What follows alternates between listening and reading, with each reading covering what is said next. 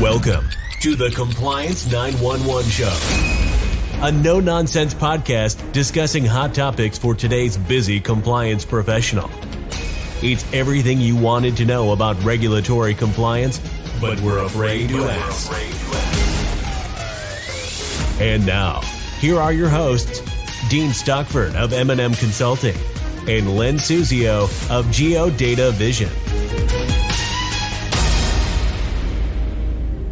Dean, just this year we discussed CRA, fair lending, and redlining, appraisal bias 1071, ERM basics, BSA, AI, and other regulatory hot topics. This is an extensive list. In fact, you titled this podcast, Keeping Up with All the New Regulations. And I thought to myself, is this Dean's version of Keeping Up with the Kardashians? So what interesting topic do you bring to the table today, Mr. Kardashian? No. Yeah. Well, I'd certainly love to have their paycheck for sure. Yeah. But, we certainly have, Len, covered a myriad of I'll just summarize it as great topics that I believe are very helpful to our audience. And today, I figured I'd offer a little bit of guidance to compliance officers on keeping up with all of the regulatory changes. And I also have, just something about the chatbots and as an example, and I'll unpack all of that here in just a moment. Well, I think that's a great idea, Dean. Not only have we seen changes in the regulations, but changes because of interpretation or shift in expectations by regulators. So how many hours is this presentation going to go? Yeah. Well, I'd like to say a couple, but I don't think anybody would listen for that long. So we're going to try to condense it down in just 6 or 7 minutes, just to give you some food for thought and things to take with you, or takeaways, I should say, from this presentation. Not only initially on how you should monitor, regulatory changes, but also getting into some specifics or an example, as I indicated, with recent guidance that came out about chatbots. But, you are correct about all the new regulations with the new 1071 rule, expected CRA final rules, BSA, beneficial ownership rules, automated valuation method rules, Reg Z, qualified mortgage rules, data rights, card rules, instant payment systems. Oh my goodness, I'm out of breath. But can you see why this could be a difficult task for compliance professionals? And these are, all in addition to the attention that's being afforded to fair lending right now under the DOJ's Redlining initiative and the application of UDAAP's unfairness standard. Like I said, did I mention AI and chatbots? So there's a lot, man. There's an awful lot. Well, that's for sure. I think I counted the list that you compiled. It was like at least a dozen or so different changes. And I've certainly been focused on CRA and climate risk. But let's hear what you have to say today. I'm certain our audience is very, very interested. Yeah, well, now you can see why keeping up with the changes can be a little bit of a challenge, especially for smaller institutions that don't have, let's just say, large or robust type compliance department or systems that assist in these efforts. So today I'd like to walk, a new compliance professional through a recent guidance that was published by the CFPB in June. And that will illustrate steps that should be taken, whether it's a new regulation, whether it's an interpretation, issued regulatory guidance, so on and so forth. What the CFPB doesn't do is release a new law or regulation oftentimes. So the compliance officer is left with asking, what do I do with this guidance, as there's no regulation or anything specific necessarily to point to or anything new. However, there is a lot to do when you see regulatory guidance, again, a shift in postures, a shift in expectations, so on and so forth. So, I think it'll be important for this today. Well, Dean, I agree. There's much to do, and we just can't move on because of no regulation or change in the law. But how does one first learn of these changes, whether regulatory or guidance in nature? Yeah, hi, Len. I'd first provide, guidance on techniques that one could use to keep up with the regulatory changes. Then I'll kind of pivot and provide some specific examples on recent guidance, as I just indicated, from the CFPB. To illustrate how I would address in processes. But first, let's start with the regulatory monitoring piece. I think that's probably the most important aspect as of right now with all the regulatory changes. So, I think it kind of a no-brainer. Stay informed. Probably the first step. Changes evolve and they occur daily. I think that somebody needs to, or at least somebody within the institution, typically the compliance officer, is tasked with tracking those changes, those regulatory changes or interpretations. So a regulatory calendar is certainly helpful, and use other resources such as your local associations, your regulatory agencies, perhaps even a subscription service to stay up on those changes.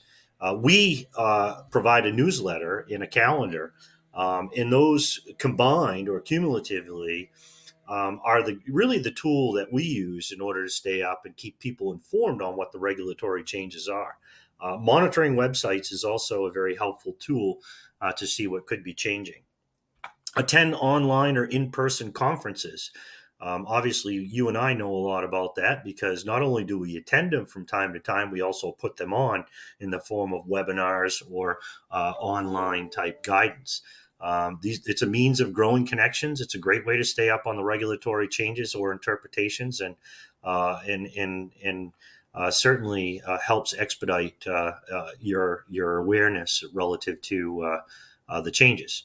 And I might add, Dean, that please. this podcast is a good example of how to keep up with the changes that are going on, which you and I have been talking about for the last going on 2 years now. So, we hope we're a great resource in these podcasts for these issues with compliance and risk officers. Absolutely. And I'm glad you said that. It kind of just missed my radar a little bit. But yes, the importance of this is, it is significant. And we've received some very valuable feedback from our audience as to our podcast. And while they may be short in nature, they're extremely informative and pointed on various topics to really assist those compliance officers. So very good. And thank you for sharing. Or reminding me, I should say. But the other step I was going to say is review internal processes. Once you become aware, of changes or guidance, you should conduct internal reviews or audits to identify any gaps in your existing practices compared to the new guidance or requirements, and of course, update processes and procedures accordingly. Use software if you have the ability to do that. And the financial resources, compliance software might be a productive way to manage regulatory changes. Build a team. I always say somebody's got to be there. You got to have that guy, that professional that not only can help identify what the changes are, but also help implement, interpret, and train accordingly. So, again, make sure you have the bench and make sure you have that person, that captain on the team that can certainly help you. I know these are just a few techniques to monitor and implement change, but again, in a short podcast, they're very helpful for somebody. That's great advice for our listeners, Dean. Now, I think there was something that was issued recently by the CFPB that you might want to cite as an example. Yeah, as I was just mentioning, in June of 2023, Len, the CFPB published a spotlight and blogged about financial institutions and their use of artificial intelligence and chatbots. In the blog, the CFPB touches upon the risk involved with using chatbots, and in particular from a UDAAP perspective. So something that we've talked about on numerous occasions is UDAAP and how they take that broad brush approach to every regulation. We know that the CFPB is discussing existing laws, regulations, and guidance on the newer topic, which is the use of chatbots, and the compliance officer may be asking, how do I respond to this, given there are no regulatory changes? So that's, I think that's probably anybody's first reaction. So first, I would say gain an understanding of how and where the institution is using chatbots or chatbot-like technology. Include in this any project where chatbots or chatbot-like technology is being considered. That's a good first step. Secondly, for each of the above items that I spoke of, ensure that all risks are identified and discussed. If there are projects in flight that the compliance professional wasn't aware of, that's an issue right there. Risks need to be identified and discussed at the planning stage of projects, not toward the end. So remind the lines of business leaders that the compliance professional needs to be involved in these types of discussions and certainly implementation. Third, ensure that adequate testing is being performed.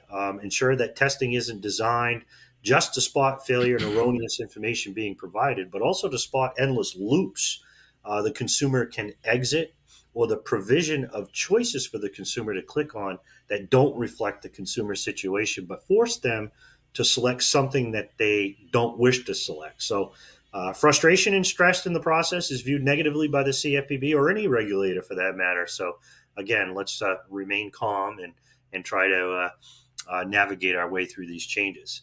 Next, provide updated training. I mean, I think that just goes hand in hand with everything we do. We need to train people and be very specific, sometimes job specific, depending on what their job may be. But we need to provide updated training on the compliance risks associated with using those chatbots or chatbot-like technology. So, and then lastly, I would say consider updating your complaint intake form to have an identifier for whether the complaint involves the consumer's interaction with a chatbot or a chatbot-like technology. So I think that's imperative to identify it that way. So, these are just a few recommendations, but as I mentioned, it all starts with monitoring for the change or guidance and then creating a process around that to address the implementation in the regulatory advice. Well, Dean, you certainly packed in a lot of advice, great advice in this podcast, and I'm certain our listeners will benefit from listening to it. Well, thank you, Len, and I hope our audience found the guidance helpful. This is Dean Stockford from M&M Consulting. And this is Len Suzio from Geodata Vision saying thank you for listening to today's topic, and please let us know of additional topics you would like to hear in future episodes. Thanks for listening to the Compliance 911 Show. If you like the podcast, be sure to subscribe so you don't miss an episode. While you're at it, please give us a like and review to help others find the show. As always, links are in the show notes, and you can always find us online at compliance911show.com. Follow M&M Consulting and Geodata Vision on LinkedIn for all the latest news and information on compliance hot topics.